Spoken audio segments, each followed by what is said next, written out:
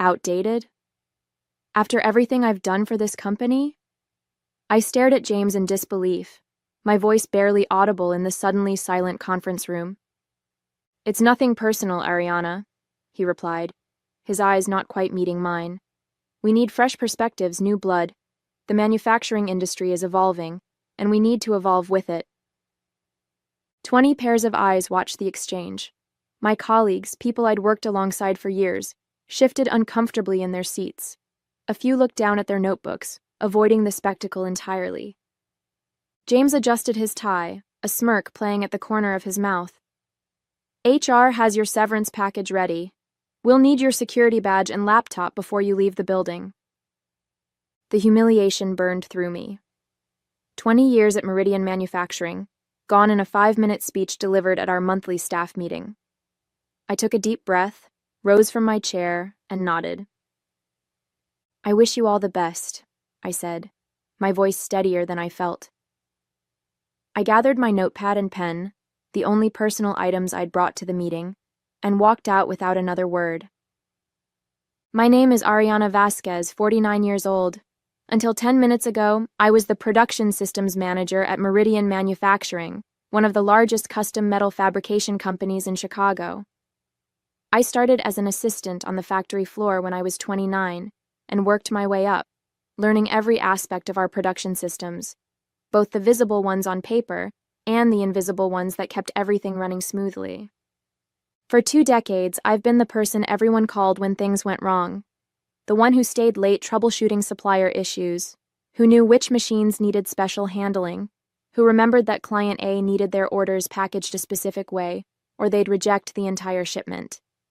I created workarounds and solutions that weren't in any manual because I had to.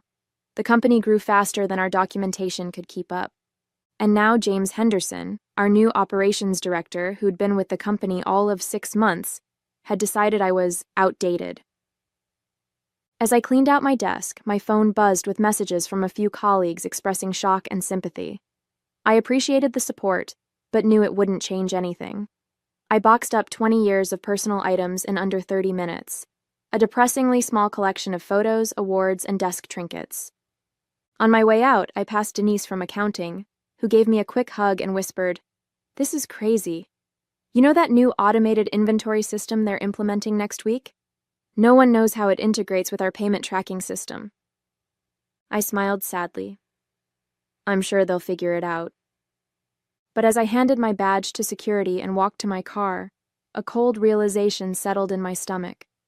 They wouldn't figure it out, because I was the only one who fully understood how deeply interconnected our systems were, and I had just been shown the door.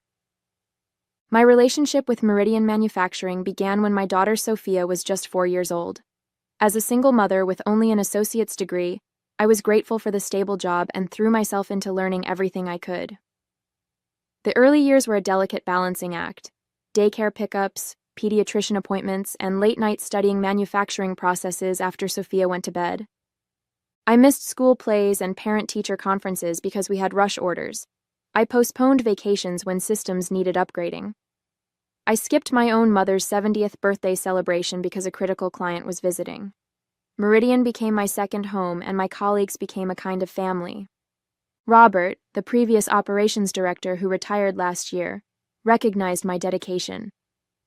"You're the glue holding this place together, Ariana," he'd often say. Under his leadership, I was promoted 3 times, eventually overseeing all production systems. Robert understood that my value wasn't just in what I did, but in what I knew, the institutional knowledge that couldn't be captured in procedures or manuals. I tried to document the systems I'd created. I truly did. Every January, I'd start the year with the resolution to get everything on paper. But emergencies always took precedence. A supplier would suddenly go out of business, a machine would break down, or a client would need a last-minute change to a major order. The documentation remained perpetually incomplete, living largely in my head. When James Henderson arrived 6 months ago to replace Robert, I had concerns, but tried to give him the benefit of the doubt.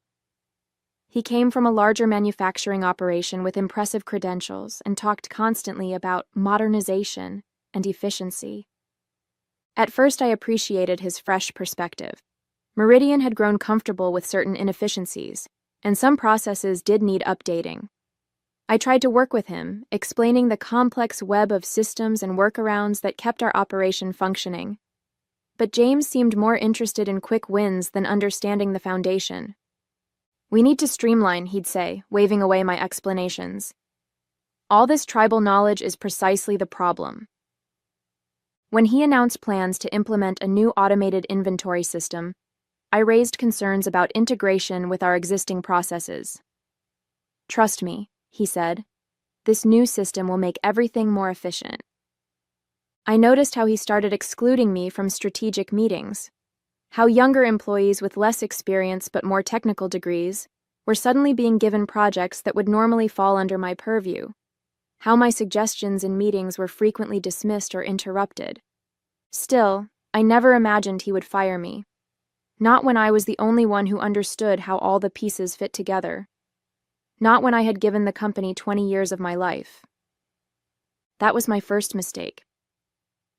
3 days after my termination, I was still in shock. I'd spent the time updating my resume, though it felt strange to condense 20 years of experience into bullet points. Sophia, now 24 and living in New York, called daily with encouragement and apartment listings in the city, suggesting maybe it was time for a change of scenery. "You've spent your whole life in Chicago, Mom. Maybe this is the universe telling you to try something new." I appreciated her optimism but wasn't ready to make any major decisions. First, I needed to process what had happened. That morning, I met Denise for coffee. She looked tired, with dark circles under her eyes suggesting she hadn't slept well. "It's been chaos," she said, stirring her latte absently.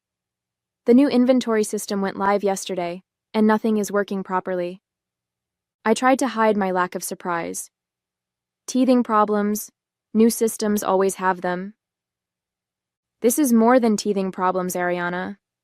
Orders are getting lost, inventory counts are wrong, and no one can figure out why the system keeps rejecting certain client accounts." She leaned forward.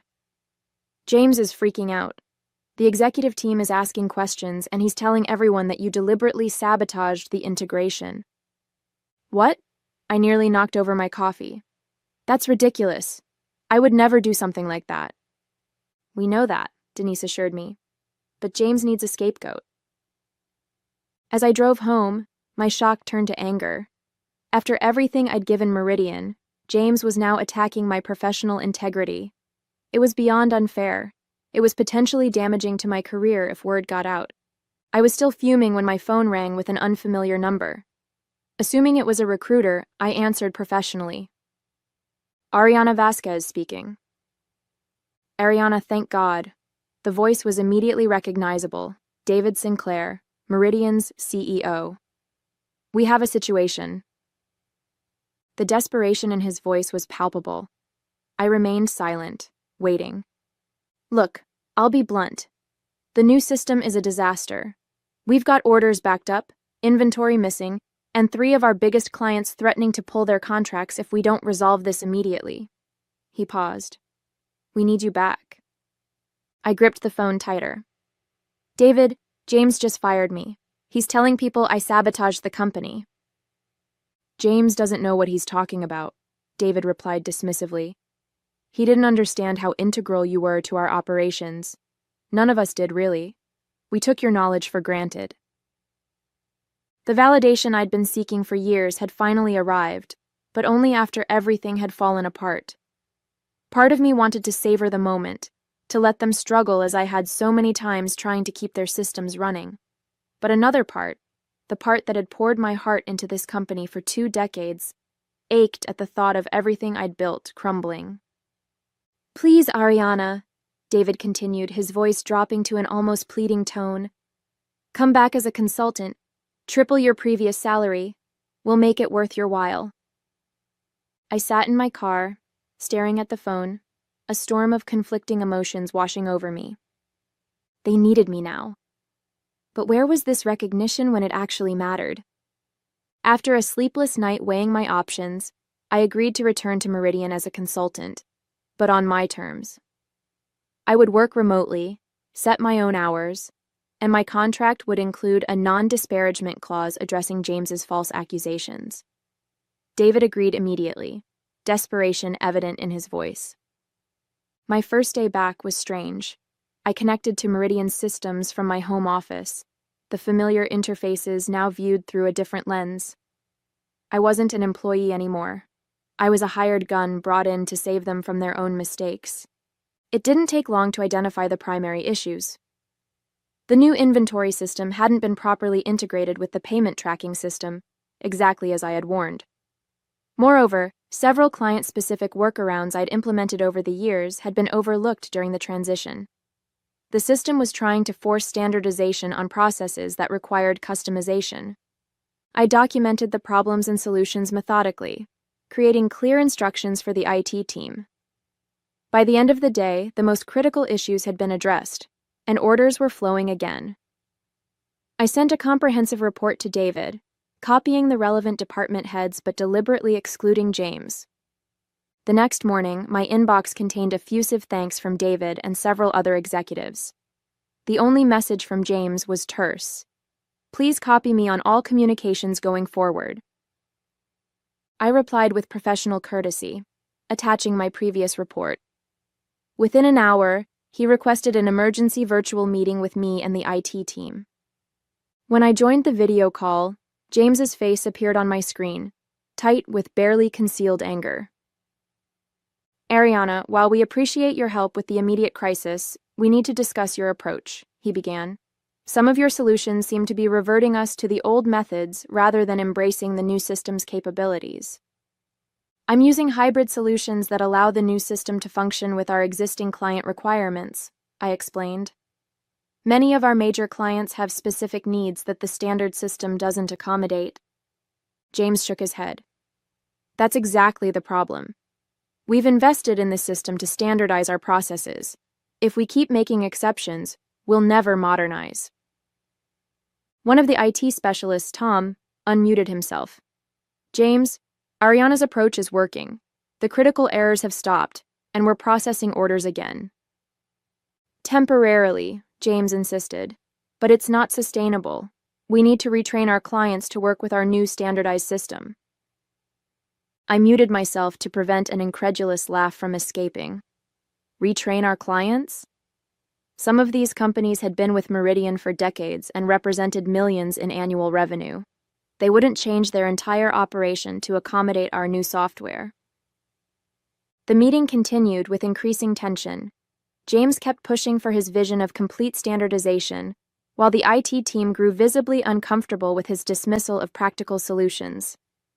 Later that afternoon, I received an email from James outlining a new direction for my consulting work, essentially asking me to create documentation for his standardization plan rather than fixing the immediate problems. It was a thinly veiled attempt to sideline me while still having access to my knowledge. I wrote a carefully worded response, copying David and the department heads, explaining why this approach would likely result in losing several major clients. I included revenue figures and contract terms to support my position. Within minutes, David called me directly. Ariana, ignore James's email. Continue with your current approach. You have my full authority. It was a small victory, but I knew it was temporary. James wouldn't simply accept being overruled. He would find another way to assert control and push me out again. That evening, as I reviewed system logs to track down a persistent error, I discovered something unusual. Someone had attempted to modify several key configuration files the night before I was fired. The timestamps matched a time when most employees would have been gone, but the building access logs would show who was present. I needed those logs, but requesting them would alert James that I was investigating. I needed to be clever about this. The next day, I called Denise under the pretext of needing clarification on some accounting workflows. Our conversation meandered naturally to the topic of the building's new security system installed last year. It's been a nightmare, Denise sighed. We have to badge in and out of every section, and it logs everything. HR uses it for time tracking now. That sounds tedious, I sympathized. Who manages those logs? Is it still building services? Or did they move that to IT? Neither. Everything's cloud-based now. Department heads can access their team's logs through the admin portal. This was exactly what I needed. Access to those logs would show who was in the building the night before my termination. Interesting, I said casually. Hey, since I'm working remotely, could you send me a link to that admin portal? I might need to check when certain team members were working on specific projects. Once Denise sent the link, I realized I needed login credentials. As a consultant, I no longer had admin access. I considered asking David directly, but worried it might raise questions about my intentions. Instead, I tried my old credentials on a hunch, and they worked. In their haste to bring me back as a consultant, IT had reactivated my previous access levels without adjusting the permissions. What I discovered in the logs sent a chill down my spine. The night before my termination, James had been in the building until nearly midnight, highly unusual for an operations director who typically left by 6 p.m. More importantly, he had accessed the server room using his badge. This coincided exactly with the system logs showing configuration changes. But why would James modify system configurations? He wasn't technical, and such changes would normally be handled by IT. I dug deeper into the system logs and found that the modifications were subtle but significant. Changes that would cause the new inventory system to fail in specific ways when integrated, but only under certain load conditions. The kind of failure that wouldn't appear in testing but would emerge catastrophically in production. The realization hit me like a physical blow. James had deliberately sabotaged the system, knowing it would fail after my departure. But why? What could he possibly gain from creating chaos? I spent the next 2 days discreetly investigating, careful to maintain my consultant duties while pulling on this thread. The picture that emerged was disturbing. Before joining Meridian, James had worked for Vertex Manufacturing, our largest competitor. His LinkedIn profile mentioned it briefly, but downplayed the connection. Further research revealed he had maintained stock options in Vertex even after leaving. Emails I accessed through my reinstated credentials showed James had been quietly advising several of our biggest clients to consider alternatives in the wake of our system problems. In one particularly damning message, he suggested Vertex specifically, noting their superior reliability. The truth was breathtaking in its audacity. James hadn't fired me because he thought I was outdated. He fired me because I was the only person who could prevent his sabotage plan from succeeding.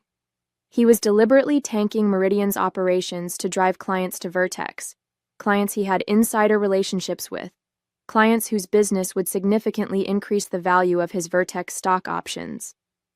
I sat back in my chair, heart pounding. I had evidence of corporate espionage and sabotage, but bringing it forward would be risky. James was still an executive with significant influence. If I mishandled this, he could twist it to make me look vengeful or desperate. I needed to be strategic about how I exposed him, and I needed to be absolutely certain of my evidence before making such serious accusations. The question was, how far was I willing to go to protect a company that had discarded me after 20 years of loyalty? The answer came to me that night as I stared at my ceiling, unable to sleep. This wasn't just about Meridian or my wounded pride. It was about the hundreds of employees whose livelihoods depended on the company's survival. People like Denise, who had worked alongside me for years, or Tom from IT, who was putting his kids through college with his Meridian salary. I needed irrefutable evidence and a plan to present it that couldn't be dismissed or buried. James had allies on the executive team, people he'd charmed during his short tenure. Going directly to David might not be enough if James could convince others I was fabricating claims out of resentment. The next morning, I created a secure folder containing all the evidence I'd gathered, the system logs showing the sabotage, the building access records showing James in the server room, and the emails to clients recommending Vertex. I encrypted it and stored it in multiple locations, including sending a copy to my personal lawyer with instructions to open it only under specific circumstances. Then I set a trap.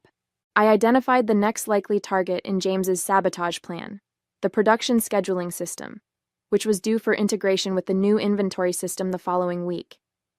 If he followed his pattern, he would need to make modifications soon. I quietly implemented a monitoring protocol that would alert me to any unauthorized changes, capturing detailed logs of the activity. For 3 days, I continued my consulting work while waiting for the alert. On the fourth night, at 11:23 p.m., my phone buzzed with the notification I'd been expecting. Someone was modifying the production scheduling system's core configurations, and the monitoring protocol was capturing everything, including a video feed from the server room's security camera that I'd managed to access. The footage clearly showed James working on a server terminal, his face illuminated by the screen's blue glow. I watched in real time as he systematically inserted errors into the system, errors that would cause catastrophic failures once the integration went live. I immediately called David, regardless of the late hour. "I need you to come to the office right now," I said, foregoing pleasantries, "and bring the head of security. James is in the server room sabotaging the production system as we speak." To his credit, David didn't question me. "I'll be there in 20 minutes. I forwarded the live security feed to David's email and then called Tom from IT, who lived closest to the office. "I need a favor," I explained. "Can you go to the office and make sure James doesn't leave the server room before David and security arrive?" While waiting for confirmation that James had been caught, I compiled my complete dossier of evidence and sent it to David with a detailed explanation of what I'd found. I included the connection to Vertex and the communications with clients. Just after midnight, David called. "We've got him," he said, his voice tight with anger. "Security is escorting him from the building. The police have been called." I exhaled slowly, tension draining from my shoulders. "You need to secure his computer and phone immediately," I advised, "and contact those clients he's been communicating with. There's no telling how many he's approached." "Already on it," David assured me. "Ariana, I don't know how to thank you. You've saved the company twice in 1 week." "I did my job," I replied simply. "The job I've always done." As I hung up, I felt an unexpected emotion wash over me. Not vindication or triumph, but a profound sadness. 20 years of my life dedicated to Meridian, and it had come to this. Saving the company from someone who had been there less than a year. But mixed with the sadness was something else, the dawning realization that I was finally free to choose what came next. The next morning, I arrived at Meridian's offices in person for the first time since my termination. The security guard greeted me with a surprise smile and a new visitor badge. "Ms. Vasquez, good to see you back." David met me in the lobby, looking exhausted but relieved. "Thank you for coming in. The board is assembling for an emergency meeting, and they've asked you to join." Walking through the familiar hallways felt surreal. Colleagues stopped to greet me, many offering quiet thanks or expressions of disbelief about James's actions. News had traveled fast. The boardroom was filled with tense executives when we entered. David guided me to a seat near the head of the table and began the meeting without preamble. "As you all know, we've uncovered evidence that James Henderson was deliberately sabotaging our systems to drive business to our competitor, Vertex Manufacturing. The police are involved, and we've already contacted our legal team about industrial espionage charges." He turned to me. "Ariana has compiled comprehensive documentation of the sabotage, which has been distributed to each of you. She was instrumental in uncovering this plot and catching James in the act." The board members reviewed the evidence in stunned silence. Finally, the chairwoman, Eleanor Barnes, looked up at me. "Ms. Vasquez, on behalf of the board, I want to extend our sincere apologies for what happened. Your termination was clearly a terrible mistake." "It was more than a mistake," I replied calmly. "It was the result of a systematic devaluation of institutional knowledge in favor of surface-level modernization. James was able to target me precisely because the company had already minimized my contributions." An uncomfortable silence followed. This wasn't what they'd expected. Contrition and gratitude, perhaps, but not a critique of their leadership culture. "You're right," David finally acknowledged. "And that's why we'd like to offer you a new position. Vice President of Systems Integration, reporting directly to me. We need someone who understands both our legacy systems and how to modernize without destroying what works. I smiled. I appreciate the offer, David, but I have a different proposal in mind. 3 months later, I stood in the lobby of Meridian Manufacturing, preparing to leave after my final day as a consultant. The systems were stable, thoroughly documented, and managed by a team I had personally trained. The production floor was operating at peak efficiency, and client relationships had been largely restored. James Henderson had been arrested on corporate espionage charges, and Vertex Manufacturing was facing a major lawsuit. The scandal had made industry news, with James's reputation in ruins. Several other companies had discovered similar sabotage attempts in their systems, suggesting his scheme had been more widespread than initially thought. As for me, I had declined Meridian's offer of executive employment. Instead, I'd negotiated a 6-month consulting contract at an exceptional rate to rebuild their systems and train their staff properly. The experience had been cathartic, finally having the time and authority to document everything I'd created over 2 decades, to be recognized for my expertise, and to leave the company stronger than I found it. David approached as I prepared to leave. "Are you sure I can't convince you to stay?" he asked, not for the first time. "I'm sure," I replied. "You have my number if there's an emergency, but the team is well trained now." "And Vasquez Systems Consulting is officially open for business?" he asked with a smile. "With Meridian as my first client reference," I confirmed. "But not my only one. I've already signed contracts with 2 other manufacturers in the region." As I walked out of the building, my phone buzzed with a text from Sophia. "Apartment hunting this weekend still on?" I smiled and replied, "Absolutely. I'm thinking Manhattan might be nice." 20 years at one company had given me invaluable knowledge. The next 20 would be spent sharing that knowledge, on my terms, with proper recognition, and at a consultation rate that reflected my true value. Sometimes the best revenge isn't just proving them wrong, it's using their mistake to finally live the life you deserve.